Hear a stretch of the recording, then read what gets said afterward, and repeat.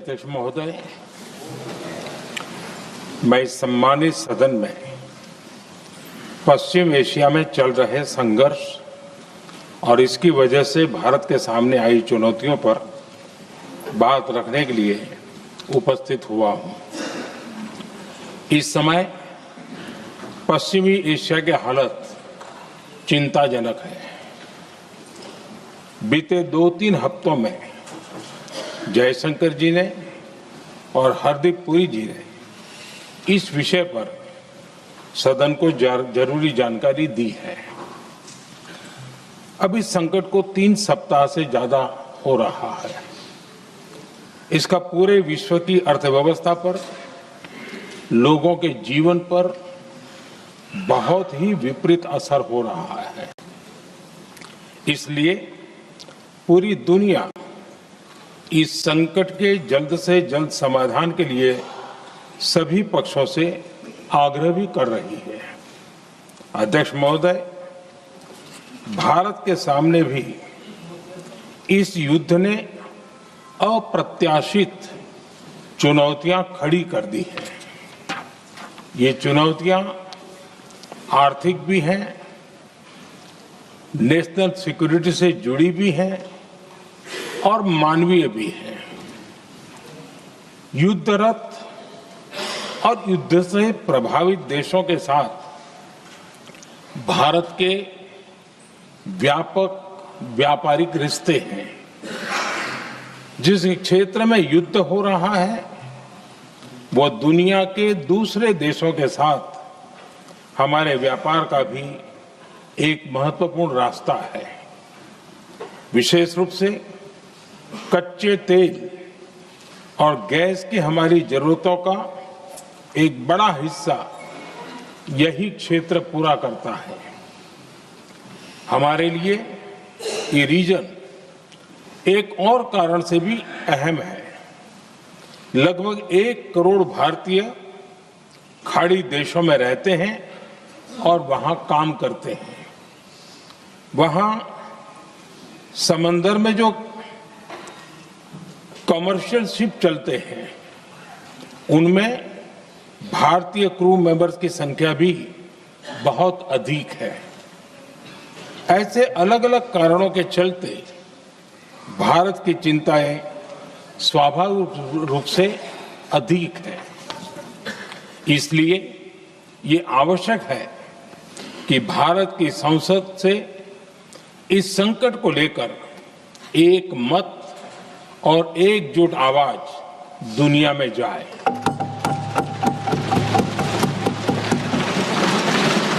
अध्यक्ष जी, जब से ये युद्ध शुरू हुआ है तब से ही प्रभावित देशों में हर भारतीय को जरूरी मदद दी जा रही है। मैंने खुद पश्चिम एशिया के ज्यादातर देशों के राष्ट्राध्यक्षों के साथ 2 राउंड फोन पर बात की है। सभी ने भारतीयों की सुरक्षा का पूरा आश्वासन दिया है। दुर्भाग्य से इस दौरान कुछ लोगों की दुखद मृत्यु हुई है और कुछ घायल हुए हैं। ऐसे मुश्किल हालात में परिवारजनों को आवश्यक मदद दी जा रही है।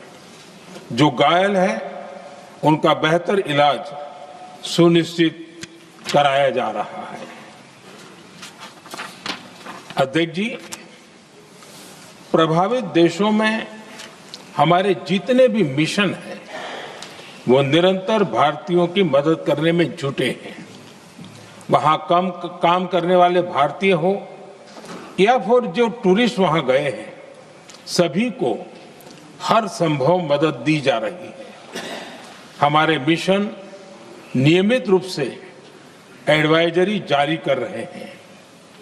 यहां भारत में और अन्य प्रभावित देशों में 24/7 कंट्रोल रूम और आपातकालीन हेल्पलाइन स्थापित की गई है। इनके माध्यम से सभी प्रभावितों को त्वरित जानकारी दी जा रही है। अध्यक्ष जी, संकट की स्थिति में देश विदेश में भारतीयों की सुरक्षा हमारी बहुत बड़ी प्राथमिकता रही है। युद्ध शुरू होने के बाद से लेकर अब तक 3,75,000 से अधिक भारतीय सुरक्षित भारत लौट चुके हैं। ईरान से ही अभी तक लगभग 1,000 भारतीय सुरक्षित वापस लौटे हैं। इनमें 700 से अधिक मेडिकल की पढ़ाई करने वाले युवा हैं। खाड़ी देशों में भारतीय स्कूलों में हजारों विद्यार्थी पढ़ते हैं। सीबीएसई ने ऐसे सभी भारतीय स्कूलों में होने वाली कक्षा 10वीं और 12वीं की निर्धारित परीक्षाओं को रद्द कर दिया है। इन बच्चों की पढ़ाई निर्बाध चलती रहे, इसके लिए सीबीएसई उचित कदम उठा रही है।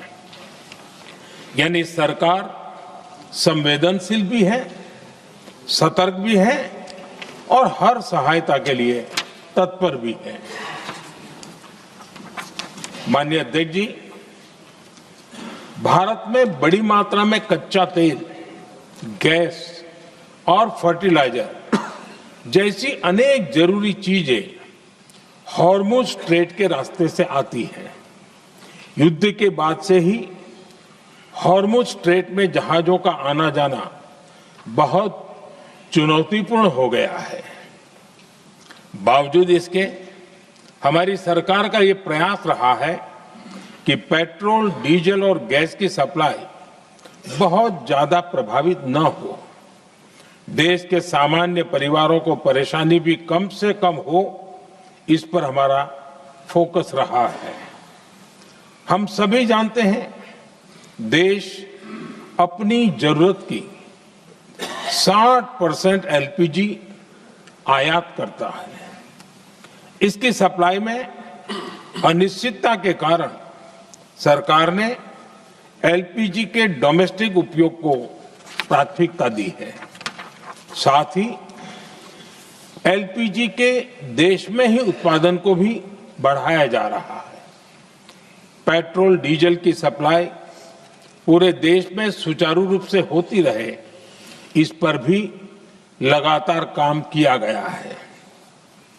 अध्यक्ष जी, आज की इन परिस्थितियों में एनर्जी सिक्योरिटी को लेकर बीते एक दशक में उठाए गए कदम और भी प्रासंगिक हो गए हैं। भारत ने बीते 11 वर्षों में अपनी एनर्जी इंपोर्ट का डाइवर्सिफिकेशन किया है। पहले क्रूड ऑयल, एलएनजी, एलपीजी ऐसी एनर्जी जरूरतों के लिए 27 देशों से इंपोर्ट किया जाता था। वहीं आज भारत 41 देशों से एनर्जी इंपोर्ट करता है। अध्यक्ष जी, बीते दशक में भारत ने संकट के ऐसे ही समय के लिए कच्चे तेल के भंडारण को भी प्राथमिकता दी है। आज भारत के पास 53 लाख मीट्रिक टन से अधिक का स्ट्रेटेजिक पेट्रोलियम रिजर्व है और 65 लाख मीट्रिक टन से अधिक के रिजर्व की व्यवस्था पर देश काम कर रहा है। हमारी तेल कंपनियों के पास जो रिजर्व रहता है वो अलग है। बीते 11 वर्षों में हमारी रिफाइनिंग कैपेसिटी में भी उल्लेखनीय वृद्धि हुई है। अध्यक्ष जी, सरकार अलग अलग देशों के सप्लायर्स के साथ भी लगातार संपर्क में है। प्रयास ये है कि जहां से संभव हो वहां से तेल और गैस की सप्लाई होती रहे। भारत सरकार गल्फ और आसपास के शिपिंग रूट्स पर निरंतर नजर बनाए हुए है। हमारा प्रयास है कि तेल हो, गैस हो, फर्टिलाइजर हो, ऐसे हर जरूरी सामान से जुड़े जहाज भारत तक सुरक्षित पहुंचे। हम अपने सभी वैश्विक सहयोगियों के साथ निरंतर संवाद कर रहे हैं ताकि हमारे मैरीटाइम कॉरिडोर सुरक्षित रहे। ऐसे प्रयासों के कारण बीते दिनों हॉर्मुज स्ट्रेट में फंसे हमारे कई जहाज भारत आए भी हैं। अध्यक्ष जी, संकट के इस समय में देश की एक और तैयारी भी बहुत काम आ रही है। पिछले 10-11 साल में इथेनॉल के उत्पादन और उसकी ब्लेंडिंग पर अभूतपूर्व काम हुआ है। एक दशक पहले तक देश में सिर्फ 1-1.5% इथेनॉल ब्लेंडिंग कैपेसिटी थी। आज हम पेट्रोल में 20% इथेनॉल ब्लेंडिंग के करीब पहुंच रहे हैं। इसके कारण प्रति वर्ष करीब 4.5 करोड़ बैरल कम ऑयल इंपोर्ट करना पड़ रहा है। ऐसे ही रेलवे के बिजलीकरण से भी बहुत बड़ा फायदा हो रहा है। अगर रेलवे का इतना बिजलीकरण न होता तो हर साल करीब 180 करोड़ लीटर डीजल अतिरिक्त लगता। ऐसे ही हमने मेट्रो का नेटवर्क बढ़ाया है। 2014 में जहां देश में मेट्रो नेटवर्क 250 किलोमीटर से भी कम था, आज ये बढ़कर करीब 1100 किलोमीटर हो गया है। हमने इलेक्ट्रिक मोबिलिटी पर बहुत अधिक बल दिया।